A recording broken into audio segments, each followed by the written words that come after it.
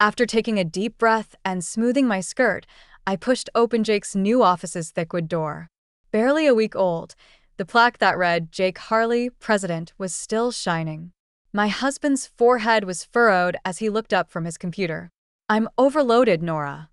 "What is it?" I forced a smile on my face. "The Henderson account files are ready for your review, and the staff meeting starts in 10 minutes. Jake dismissively waved his hand. "Stop it. I have more pressing matters to attend to." "However, Jake, all of us have spent the entire week getting ready for our presentations. They're anticipating your arrival." His gaze remained fixed on the screen as he snapped, "I said cancel it. That's an order, not a request." I gave a quick nod and bit my tongue before turning away. I noticed Jake's reflection in the window as I shut the door. Even though his comments hurt, he was immediately lost in his job once more. I leaned against the wall in the corridor, hoping that my pounding heart would slow. The Jake I had married was not this one. The man I loved had been devoted to his team and had a strong interest in architecture. The posh title seems to have gone directly to his head now. "Everything okay, Nora?" Jake's father, Kenneth, was eyeing me anxiously when I looked up. He continued to visit the office on a regular basis even after retiring. I forced a smile and straightened. "Just a busy morning, of course." "What's up, Kenneth?" He looked at me for a while. "You don't look it, but I'm all right. Now, what has my son done?" I paused, caught between frustration and loyalty. "Really, it's nothing. Jake is simply getting used to his new position." Kenneth squinted his eyes. "Adjusting or letting it go to his head?" Jake's voice erupted from his office before I could reply. "Nora, where are those files?" I took the folder off my desk and gave Kenneth a pitying glance. "Duty calls." Jake barely looked up as I walked back into his office. "At last. As you go, leave them there and shut the door." "Jake," I said, steeling myself, "the team really needs you at this meeting. They've worked hard on." He slammed his hand on the desk. "For God's sake, Nora, I'm the president now. I decide what's important, not you or anyone else." "Got it." I flinched, shocked by his outburst. "I'm just trying to help, Jake. This company means everything to your father, and I promised him I'd." "My father isn't in charge anymore," Jake interrupted, his voice cold. "I am. And if you can't handle that, maybe you shouldn't be here either." The words hit me like a slap. I stared at him, searching for any trace of the man I'd fallen in love with. But all I saw was a stranger, drunk on power and ego. "Fine," I said quietly. "I'll cancel the meeting." As I turned to leave, Jake's phone buzzed. He answered it, his tone instantly shifting to smooth charm. "Bella, darling. Yes, I can't wait for our business lunch. See you soon." My hand froze on the doorknob. "Bella." The name was unfamiliar, but the way Jake said it sent a chill down my spine. I glanced back, catching a glimpse of a sly smile on his face before he noticed me watching. "What?" he snapped. "Don't you have work to do?" I nodded mutely and fled the office, my mind reeling. Outside, the disappointed faces of our team greeted me as I announced the canceled meeting. But their frustration paled in comparison to the dread building in my stomach. Who was Bella? And what kind of business lunch made my husband smile like that? As I sank into my chair, I realized with growing certainty that my marriage and this company were about to face a storm that none of us were prepared for.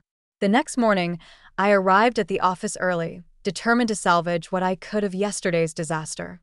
As I walked through the bullpen, the tension was palpable. Whispers ceased as I passed, replaced by forced smiles and awkward nods.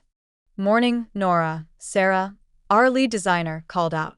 "Any word on rescheduling the meeting?" I hesitated, torn between honesty and diplomacy. "I'm working on it, Sarah." Jake's adjusting to his new role. Sarah's eyebrows shot up. "Adjusting? Is that what we're calling it now?"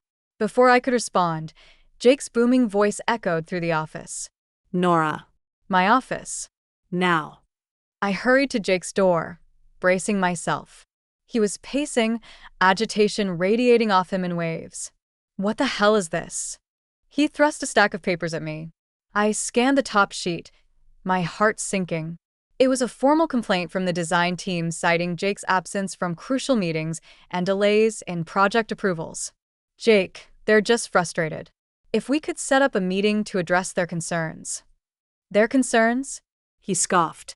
I'm running a business here, not a daycare. If they can't handle the pressure, they can leave. But Jake, these are your father's most trusted employees. They've been with the company for years. His eyes flashed dangerously. My father isn't in charge anymore. I am. And I won't have my authority questioned by a bunch of whiny designers. I took a deep breath, steeling myself. Jake, please. This isn't like you. What's really going on? For a moment, I saw a flicker of the old Jake. Vulnerable, uncertain. But it vanished as quickly as it appeared. Nothing's going on, he snapped. Just your job and keep them in line. That's what I'm paying you for, isn't it? The words stung more than he knew. I wasn't just an employee. I was his wife, his partner. Or, at least, I thought I was. As I turned to leave, Jake's phone buzzed. He glanced at it, a sly smile spreading across his face. I'm heading out for lunch. Hold my calls. But Jake, we have the client meeting at 1. Reschedule it, he said, already halfway out the door. I watched him go, a knot forming in my stomach. This wasn't just about work anymore. Something was very, very wrong. Back at my desk, I buried myself in damage control, placating angry clients, smoothing ruffled feathers among the staff. By mid-afternoon, I was exhausted and on edge. A gentle knock on my cubicle startled me. I looked up to see Kenneth, concern etched on his face. Nora, dear, got a minute? I nodded, grateful for the interruption. Kenneth settled into the chair across from me, his eyes kind but searching. I've been hearing things, he said softly. About Jake. About how he's running the company. I swallowed hard, unsure how to respond. Kenneth had entrusted his life's work to his son. How could I tell him it was all falling apart? Kenneth, He held up a hand, silencing me. You don't have to protect him, Nora. Not from me. I've known something was off for a while now. I hoped he'd grow into the role. Tears pricked at my eyes. I don't know what to do, I whispered. He won't listen to me. He's pushing everyone away. Kenneth reached across the desk, squeezing my hand. We'll figure this out, Nora. Together. This company, this family, it means everything to me.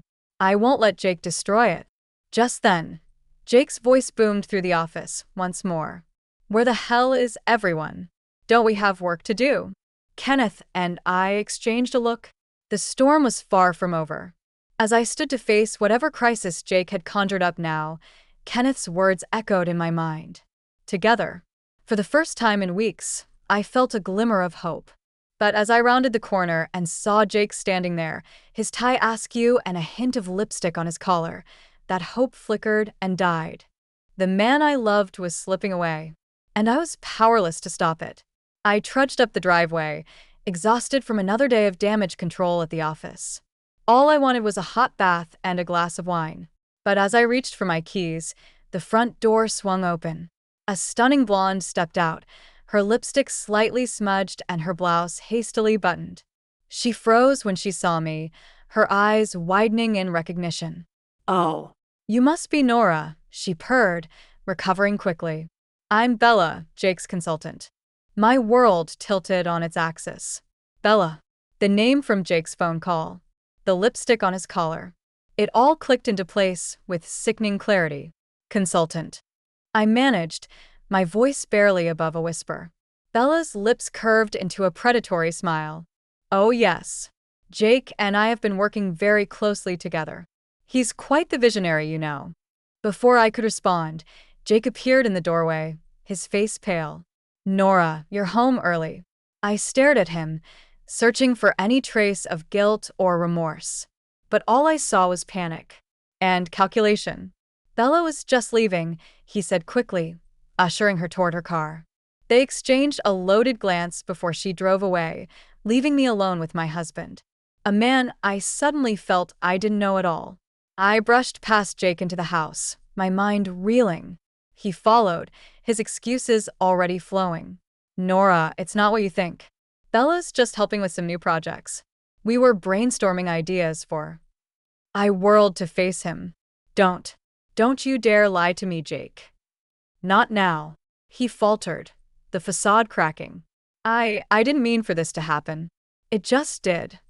It just happened? I echoed, my voice rising. Like you just happened to neglect your responsibilities at work? Like you just happened to treat your employees, our friends, like dirt? Jake's expression hardened. You don't understand the pressure I'm under. Dad left me with impossible shoes to fill. I'm doing the best I can. By having an affair? By running the company into the ground. I'm not, he stopped, frustration etched on his face. Look, things got complicated. But I can fix this. We can fix this. I laughed bitterly. We. There is no we anymore, Jake. You made sure of that. As the words left my mouth, I realized their truth. Whatever we had, our marriage, our partnership, it was gone. Shattered. By Jake's betrayal. By my own blind loyalty. Jake's phone buzzed. He glanced at it, his expression conflicted. It's Bella, isn't it? I said quietly. He didn't deny it. Nora, please let me explain. But I was done listening. Done making excuses for him. I grabbed my keys and headed for the door. Where are you going? Jake called after me. Away from you, I shot back. I need to think. As I drove through the darkening streets, tears blurred my vision. How had we come to this? The man I loved, the life we'd built. It was all crumbling around me. My phone rang. Kenneth's name flashed on the screen. I hesitated, then answered. Nora, are you all right? You left the office in such a hurry. His concern broke something inside me. The dam burst, and I found myself pouring out everything. Jake's affair, the state of the company, my own shattered heart. Kenneth listened in silence. When I finished, he spoke softly. Oh, Nora, I'm so sorry. This is all my fault. I never should have put so much pressure on Jake. It's not your fault, I insisted. Jake made his choices. Perhaps, Kenneth sighed. But now we need to make ours. Come to my house. We'll figure this out together. As I turned towards Kenneth's neighborhood, a strange calm settled over me. The worst had happened. Jake's betrayal was out in the open. But I wasn't alone. And for the first time in months, I felt a flicker of strength returning. Whatever came next, I would face it head-on. No more excuses. No more blind loyalty. It was time to fight, for myself and for the company that had become my second home. I stepped into the office, my head held high despite the whispers and sidelong glances. After my conversation with Kenneth last night, I was determined to face whatever came my way. But nothing could have prepared me for what I saw when I rounded the corner. There, in the middle of the bullpen, stood Jake, with his arm around Bella's waist. She was dressed in a pencil skirt and blouse that wouldn't have looked out of place on me just a few months ago. Everyone, I'd like you to meet Bella Rath, Jake announced, his voice carrying across the stunned silence. She'll be joining our team as a special consultant. My heart pounded in my ears as I locked eyes with Jake. His gaze was challenging, daring me to make a scene. Bella smirked, clearly relishing her new position in the company. And in my husband's arms, Sarah, our lead designer, spoke up first. But Mr. Hartley, we already have a full team. And Nora will be assisting Bella in getting up to speed, Jake interrupted smoothly. Won't you, dear? All eyes turned to me. I could feel the mix of pity and curiosity radiating from my colleagues. Taking a deep breath, I plastered on a smile that felt more like a grimace. Of course, I managed. Welcome aboard, Bella. The next few hours were a blur of forced pleasantries and thinly veiled tension. I retreated to my office, trying to focus on work, but my mind kept replaying Jake's betrayal over and over. A knock on my door startled me from my thoughts. It was Kenneth. His face was etched with concern. Nora, I just heard. Are you all right? I shook my head, fighting back tears. I don't know how much more of this I can take, Kenneth.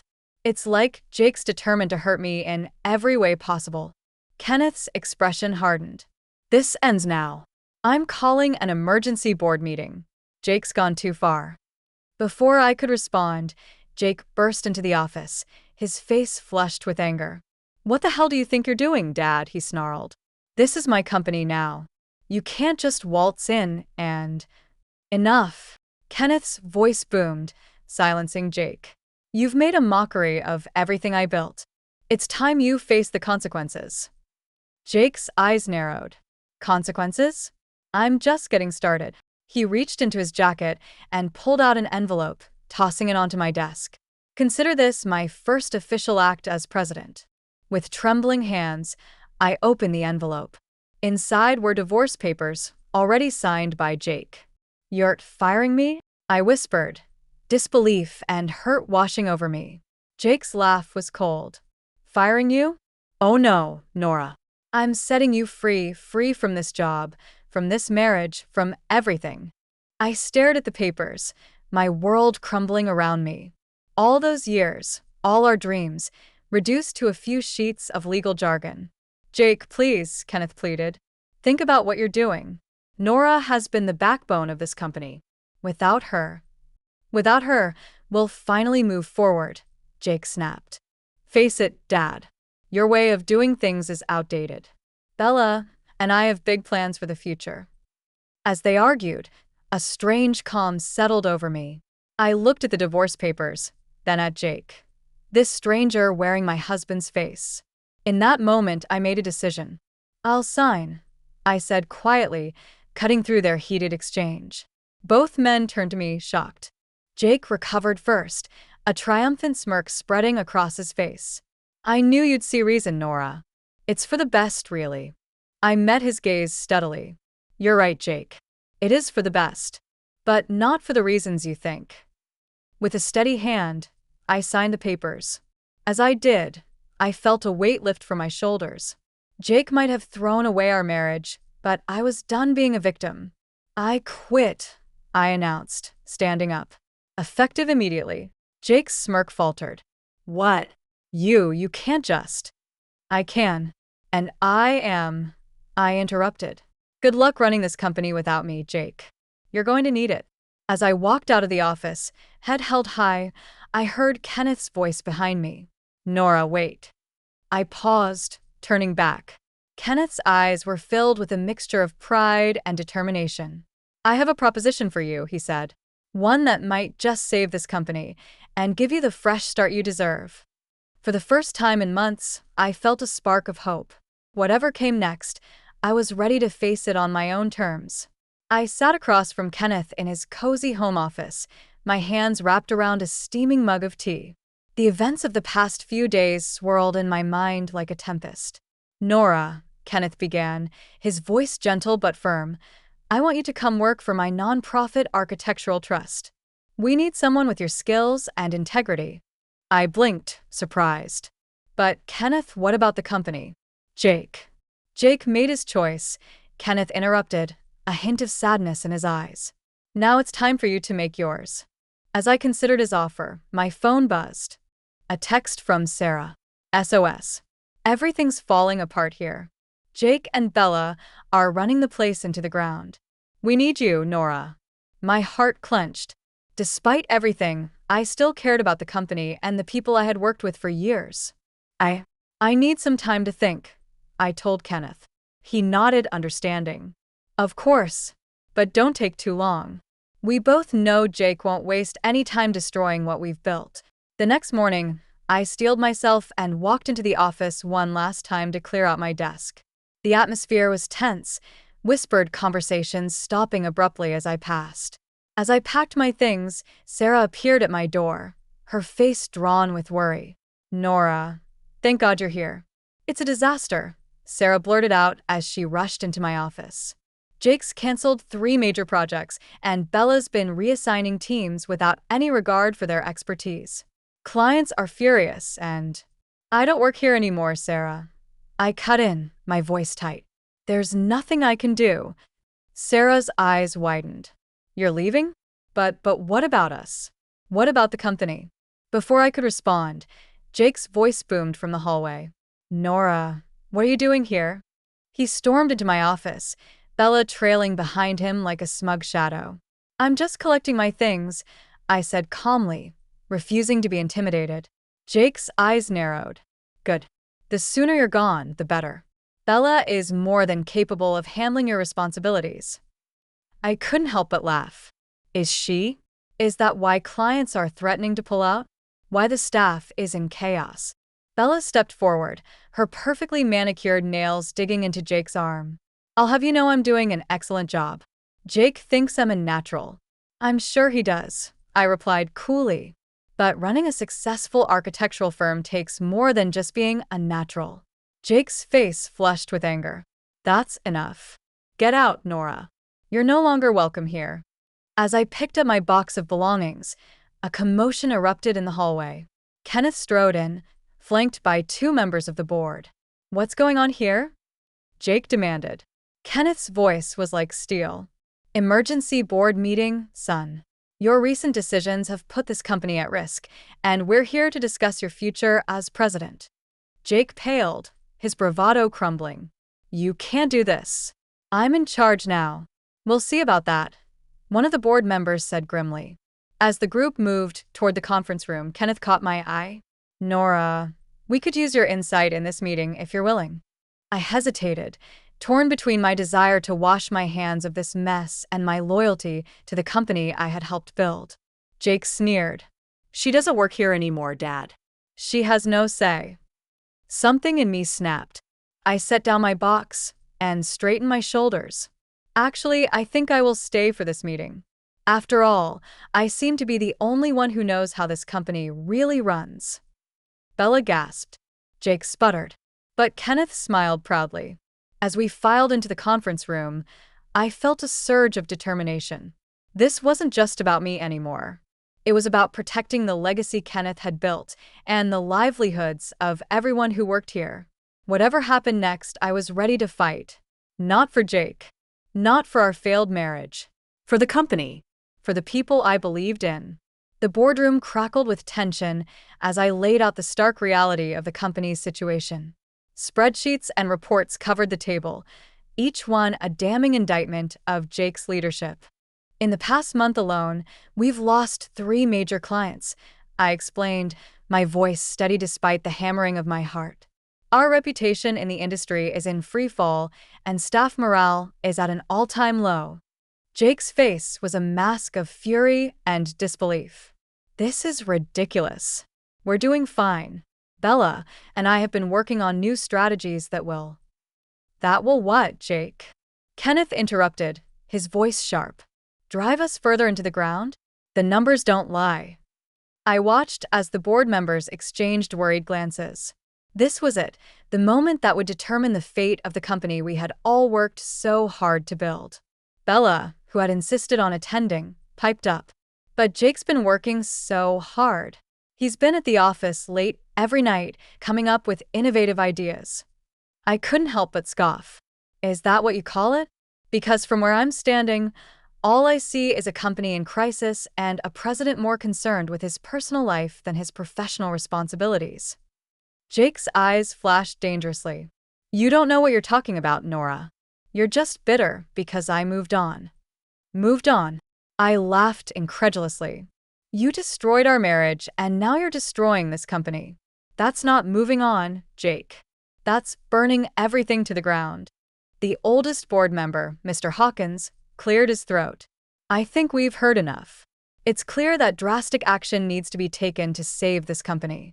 Jake paled. What are you saying? I'm saying, Mr. Hawkins continued, that we need to consider new leadership, effective immediately. The room erupted into chaos. Jake shouted accusations, Bella cried, and the board members argued amongst themselves. Through it all, I sat silently, a strange calm settling over me. Then suddenly, Jake turned to me, his eyes wild. Nora, please. You have to help me. Tell them I can fix this. Tell them we can work together again, like before. I stared at him, this man who had once been my partner in every sense of the word. For a fleeting moment, I saw a flicker of the Jake I used to know, scared, vulnerable, pleading for help. But then Bella's hand snaked possessively around his arm, and reality came crashing back. I'm sorry, Jake, I said softly, but you made your choice. Now you have to live with the consequences. Kenneth stood, his voice cutting through the noise. I move that we vote on Jake's continued leadership of this company. All in favor of removing Jake from his position as president, raise your hand. Time seemed to slow as hands began to rise. 1, 2, 3. A clear majority. Jake's face crumpled as the reality of what was happening sank in. This isn't fair. Bella shrieked. You can't do this to us. But it was done. Jake was out. And the company I loved was hanging by a thread. As the meeting adjourned, Kenneth pulled me aside. Nora, we need you. The company needs you. Will you come back and help us rebuild? I hesitated, torn between my desire to help and my need for a fresh start. Before I could answer, Jake approached, his eyes red-rimmed and desperate. Nora, please, he begged. Don't let them do this. You know me better than anyone. You know I can make this right if you just give me another chance. I looked from Jake to Kenneth, feeling the weight of their expectations pressing down on me. The future of the company and my own future hung in the balance. In that moment, I realized that this wasn't just about saving a business. It was about standing up for myself, for my worth, for everything I'd worked so hard to achieve. Taking a deep breath, I made my decision. Whatever came next, I knew it would change everything. I stood at the podium, facing a sea of expectant faces. The company-wide meeting had been called to address the recent upheaval, and as the newly appointed interim CEO, it fell to me to chart our course forward. As many of you know, I began, my voice steady despite my racing heart. The past few weeks have been tumultuous for our company. But today marks a new beginning. From the corner of my eye, I saw Jake slip into the back of the room, his face haggard. Bella was nowhere to be seen. We've lost clients, yes. We've faced setbacks. But the heart of this company, the talent, dedication, and vision that each of you brings to your work, remains unchanged. A murmur of approval rippled through the crowd. I pressed on, outlining our plan to rebuild client trust and stabilize our finances. As I spoke, I could see hope rekindling in the eyes of my colleagues. Then suddenly, Jake's voice cut through the air. This is all lies. Heads whipped around as he stormed down the aisle. Nora is trying to steal my company. She orchestrated this whole thing to push me out. Gasps and whispers filled the room. I gripped the podium, willing myself to stay calm. Jake, this isn't the time or place. It's exactly the time, he shouted, his face flushed with anger. You turned my own father against me. You manipulated the board. You. That's enough. Kenneth's voice boomed from the side of the stage. He strode forward, placing a supportive hand on my shoulder. Jake, you did this to yourself. Your actions, your decisions, they're what brought us to this point. Jake's eyes darted wildly between Kenneth and me. Dad, please. You can't let her do this. It's our family legacy. Kenneth's expression softened slightly. Son, the legacy isn't just about the name on the building. It's about integrity, hard work, and doing right by our employees and clients. Nora understands that. It's time you did too. A tense silence fell over the room. I could feel everyone's eyes on us, waiting to see how this family drama would play out. Jake's shoulders sagged, the fight seeming to drain out of him. So that's it? I'm just out. I stepped away from the podium, approaching Jake cautiously. It doesn't have to be the end, Jake. There's still a place for you here if you're willing to earn it. For a moment, I saw a flicker of the man I'd once loved, vulnerable, uncertain. But then his expression hardened. I don't need your pity, Nora. Or yours, Dad. I'll start my own firm. You'll see. I'll build something even bigger, even better. With that, he turned on his heel and stormed out, leaving a stunned silence in his wake. I returned to the podium, acutely aware of the hundreds of eyes upon me. This was the moment that would define not just my leadership, but the future of the company. I know that was difficult to witness. I began, my voice slightly shaky. But it's a perfect example of why we're here today. This company isn't about one person's ego or ambition. It's about all of us, working together to create something extraordinary. I paused, looking out at the faces of my colleagues, some skeptical, some hopeful, all waiting for direction. I can't promise it will be easy. We have a long road ahead of us. But I can promise you this. Every decision I make will be in the best interest of this company and the people who make it great. That's you. All of you. As I continued outlining our path forward, I felt a weight lifting from my shoulders. The worst was over. Jake was gone. His last-ditch effort to undermine me had failed. I finally had the chance to lead on my own terms. But as I caught Kenneth's eye, I saw a flicker of worry there, and I realized that while one chapter of the saga might be closing, another was just beginning. The real test of my leadership and our company's resilience was still to come. 6 months later. 6 months had passed since that fateful company meeting. I stood at the window of my new office, gazing out at the city skyline. The view was different now. Not just because I was in Kenneth's nonprofit trust building, but because I saw the world through new eyes. A knock at the door pulled me from my reverie. "Come in," I called. Sarah entered, her face beaming. "Nora, you won't believe this, the Henderson Project. We got it." I couldn't help but grin. The Henderson Project was exactly the kind of socially responsible, innovative design work I'd always dreamed of doing. "That's fantastic, Sarah. The team must be thrilled." They are, she nodded. "And there's something else you should know." I raised an eyebrow, waiting. Sarah took a deep breath. "Jake's company, it's officially bankrupt. They filed for Chapter 11 this morning." The news hit me like a physical blow. Despite everything, a part of me had hoped Jake would find his way. "And Jake?" I asked quietly. "No one's seen him in days. But Bella?" Sarah hesitated. "She showed up here earlier looking for a job. Said Jake left her high and dry."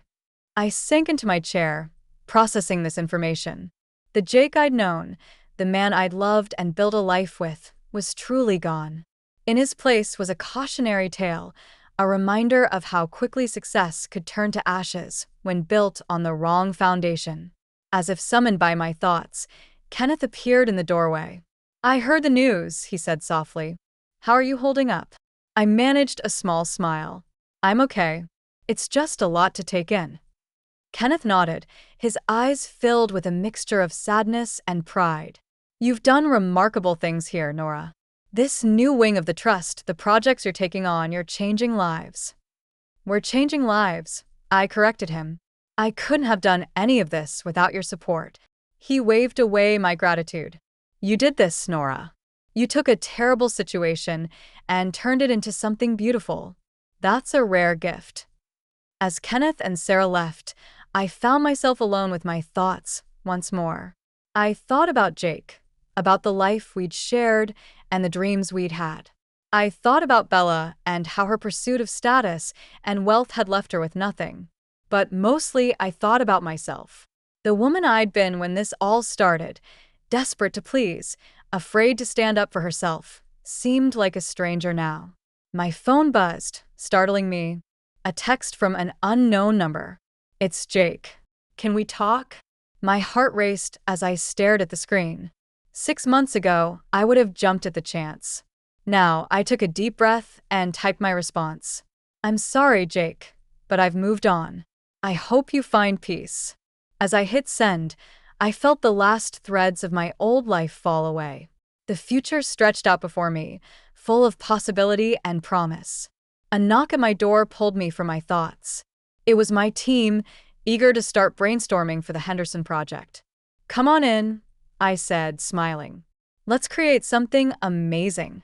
As we gathered around the conference table, ideas flowed freely. I felt a surge of gratitude. This was where I belonged, not defined by my relationship with Jake or anyone else, but standing on my own 2 feet, surrounded by people who respected and valued me for who I was. The journey had been painful, but it had led me here, to a place of strength, purpose, and self-discovery. And as I looked around at the bright, eager faces of my team, I knew that the best was yet to come. "All right," I said, picking up a marker. "Let's reimagine the future together." And as we began to sketch out our vision, I realized that this moment, this work, This life I'd built from the ashes of my old one. This was my true happily ever after. Not a fairy tale ending, but something far more valuable. A new beginning, crafted by my own hands and heart. The road ahead wouldn't always be easy, but I was ready for whatever challenges it might bring. Because now I knew the truth. My worth wasn't determined by anyone else's actions or opinions. It came from within, from the strength and resilience I had discovered in myself. And that, I realized, was the greatest victory of all.